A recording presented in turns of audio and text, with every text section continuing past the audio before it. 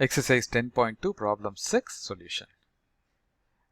The table, okay, draw the graph of the data given in the table, hence find the number of days taken by 12 workers to complete the job. Okay, so they have given the data in the form of a table where the x is number of workers and y is the number of days, and the number of workers when 3 workers are there, it takes 96 days to complete a job, and 4 workers are there, it takes 72 days, and when 5 workers are there, it takes 48 days, and goes on. Right? One key thing which you'll have to observe is that as number of workers increases, the number of days decreases. It's very different from what we have seen in the past. When x increases, we always see y increases. But here, as x increases, y is decreasing, which is natural, right? So this kind of relationship with number of workers with the number of days, speed versus time, are inverse in nature. That is, if x increases, y will decrease. Okay. So we have the table, but we need to get the equation, right? So we'll have to have as y in terms of x. So we'll have to get the equation. So let's go through that. We see as x increases, y decreases, also decreases. Y decreases, and thus y is inversely proportional to 1 by x, and that is symbolically represented as y is directly proportional to 1 by x. Where earlier we used to say y is proportional to x, that represents direct. But when y is proportional to 1 by x, it is inverse. So what happens when x increases? So what will happen? The value of the fraction will decrease, right? So as the denominator increases, the value of the fraction will decrease. That is y. So this is inverse variation. Okay.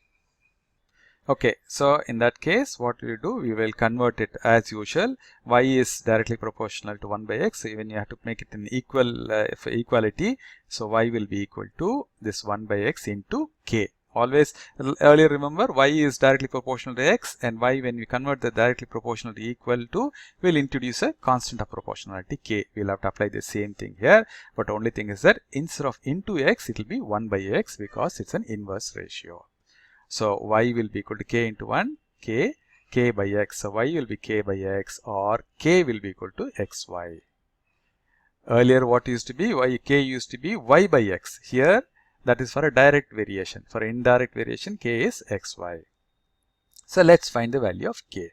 So k is xy. For the first point is 3 into 96. Second point is 4 into 72. And 5 into 48. It goes on like that. And multiply all these things, it comes to the same value, 288.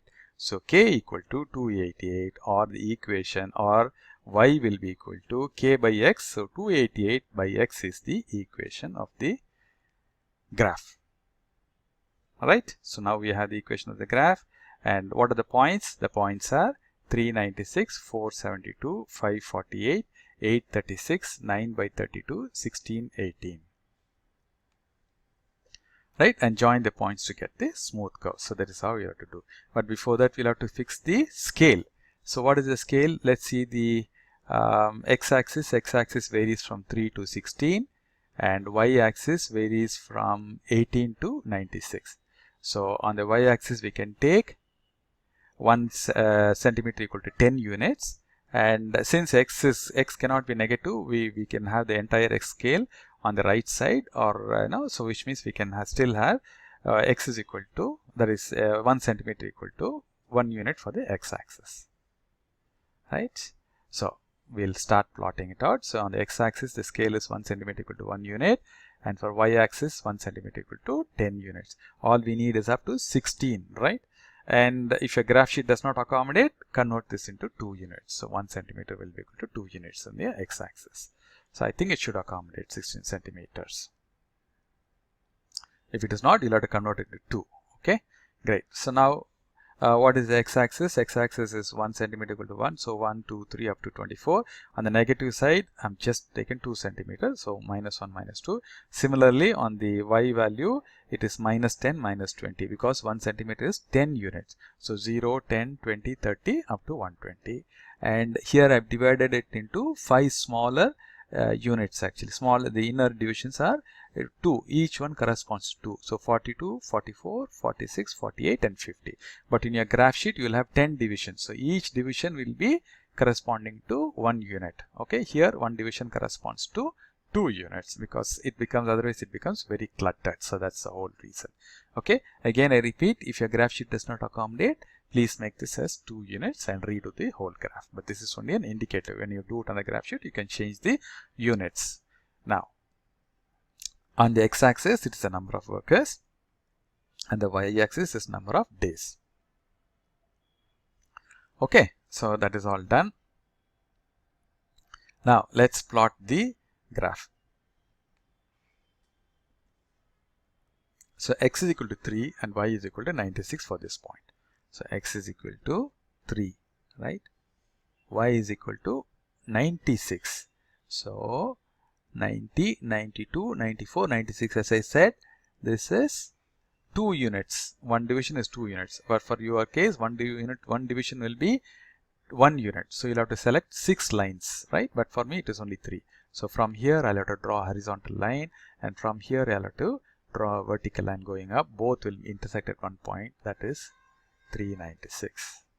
Next, let's take 836. X is 8 here and 36, 30, 32, 34, 36. So here you'll have to draw a horizontal line, and here you'll have to draw a line, vertical line. Both will intersect at one point, that is 836. Like that, you can plot all the remaining points and connect them using a thin and a light line, straight line. To draw a straight line connecting all these points, each individual points, a pair of points I mean to say, but make the line very thin and very light, only visible to you. After that, using that straight lines as a guide, connect all these points and convert it into a smooth curve using a freehand. Okay. Now we have drawn the graph, and the graph equation of the graph is xy equal to 288. Okay. Now we'll have to answer the question. What is the question? The question is, how many days will 12 workers will take to complete the job? So this is a number of workers. So this is 12. From here, draw a line, vertical line, parallel to y-axis, and it will cut the curve at one particular point. So from there, draw a horizontal line parallel to x-axis. It will cut the y-axis at one particular point. So that is the value. So that cuts here at the second division, 20, 22, 24. So it will take 24 days for 12 workers to complete the job. Right?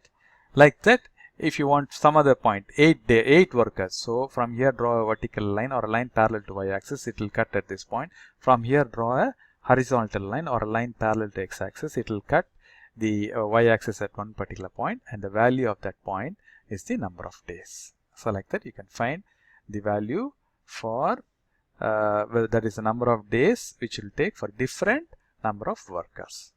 So that's the utility of this graph. So from the graph, what do we get? When x equal to 12, when the number of workers equal to 12, we get y equal to 14. Thus 12 workers, it will take 24 days to complete the job. Okay.